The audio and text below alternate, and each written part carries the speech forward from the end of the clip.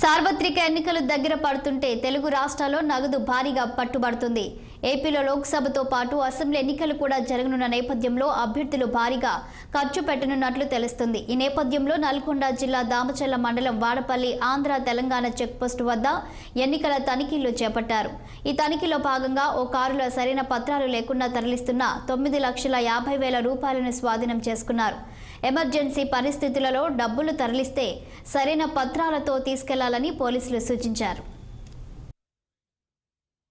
Election భాగంగా ఈరోజు Vadapalli checkpost వద్ద నిర్వహించినటువంటి వాహన తనిఖీల్లో 9,50,000 రూపాయలు సీజ్ చేయడం జరిగింది. దీనికి ఎలాంటి ఆధారాలు చూపించకపోవడం వలన వీటిని సీజ్ చేసి తదుపరి చర్యల కోసం ఉంచడం జరిగింది. పవర్ స్టార్ పవన్ కళ్యాణ్ హీరోగా నటించిన ఉస్తాద్ భగత్ సింగ్